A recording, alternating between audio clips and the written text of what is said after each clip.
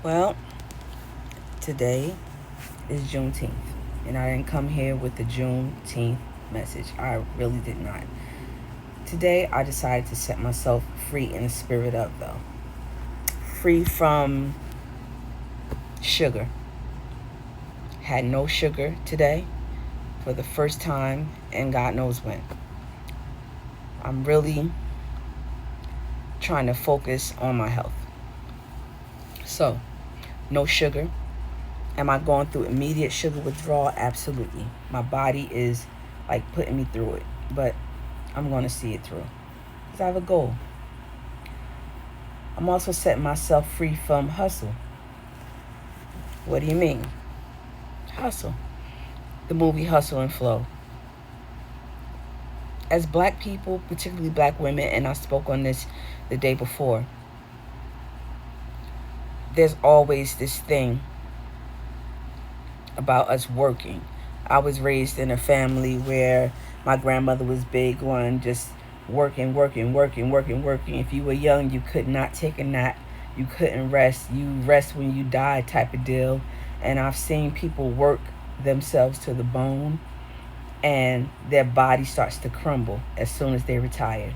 Back problems, ankle problems, hip problems, foot problems, overweight from eating incessantly unhealthy things because work is a food desert, but that's where you live. At work, you don't even live at home, you live at work. I didn't want to, because that's not a life to me, so I won't say live. I didn't want to exist and die working myself into the grave or into an early grave due to bad eating habits and bad health because work was such a priority in my life. There's another way to live life and not just exist, and it's to be in the flow. A good flow, a positive flow, a flow of relaxation and then hustle, a flow of rest and then be active. That's where I am right now. And I used to feel a lot of guilt for resting until God started allowing my body to kind of give me alerts that rest was necessary. It would be God like allow me to have these horrible headaches or some part of my body that never ached before, and it wasn't due to age. Some part of my body that never ached before would be aching, and I couldn't even get out of the bed to go to work, and I would turn over to read my Bible, sit up in the bed or whatever, and the word rest or Sabbath, those words would just pop out. There are these words, they're called anchor words, and I learned about them years ago. And if you believe in that, or if you have the Holy Spirit, if you believe in God, even if you don't, God will allow certain words to pop out to you in certain texts that will give you a message. It doesn't have to be a full passage. It doesn't have to be a full sentence. A word. Rest. Sabbath. Flow. Everything doesn't have to be work. Stress. Strain. Doesn't have to be. We have been taught things that the previous generations were taught. So we can't look at the people who raised us and go, oh, you are such a horrible person. And some of them were. Granted, some of them were. But a lot of times they were just doing what they knew. This is from slavery. Why do we think we have to work every day of the week or every minute of the day to accomplish anything? What about faith and favor? What about ebb and flow? Not always hustle and flow. There's a way to live life and not just exist.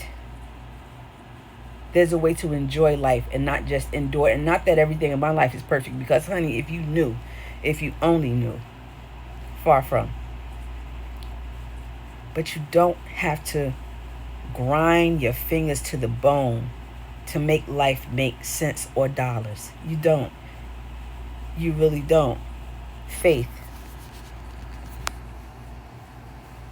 And putting in some work, because work without faith is dead. Or works, shall I say, without faith is dead. But you have to know what season you're in. You don't have to toil all the time. There's a season for everything. That's also in the Bible. Unto everything there's a season. Where in the Bible does it say, especially for women, you have to work your fingers to the bone all the time. Even for men, there's this thing where I'm getting into financial mentorship now, and the people that I'm allowing to mentor me is, excuse me, are teaching about the seasons and how to make your money work for you instead of you working for your money. There's a way to do it, and you have to have a plan and you have to be focused, but you also have to know what season you're in. Ebb and flow. Life is ebb and flow. Ebb and flow. Not always hustle and flow. Not always working and toiling, leading to worry and stress. And you think you need all these material things. That's another issue that adds to the to the working and the hustle of it all. In America, we have this thing where everybody needs something big. It's keeping up with the Joneses or the Thomases or the Williamses or the whoever's, right? Everybody wants bigger, better, but it makes you have to work more if you can't afford it. And then when you get it, you don't really care about it because you're always looking to the next big thing. Always trying to outdo that. You're in a competition with who? Why do we need so many things? I remember when I was younger, I used to be such a fan. As I grew up, I was born in the 70s. I was in high school in the late 80s, and Jordan was the huge thing, right? Late 80s, 90s, Jordan was the huge thing. Always wanted sneakers. When I could afford the sneakers, no matter what kind of financial hole it put me in, I had to have the sneakers. Had to have those sneakers. But at what cost? Eviction, not being able to get to work, borrowing. I made a lot of horrible decisions, and then I would have to work twice as hard to catch up and not ever be able to catch up. And now I don't care about those things. And am I where not supposed to be, where I want to be financially? No, I'm working on it. Spiritually, I am there. Physically, I'm working on it. But my point is, I don't need to impress anybody, not even myself. I'm not impressed by Jordans. I'm not impressed by cars, clothes, material things. I won't tell you what I'm impressed by because that's nobody's business. Maybe I'm impressed by nothing. But that's not the point. There is a time and a season for everything.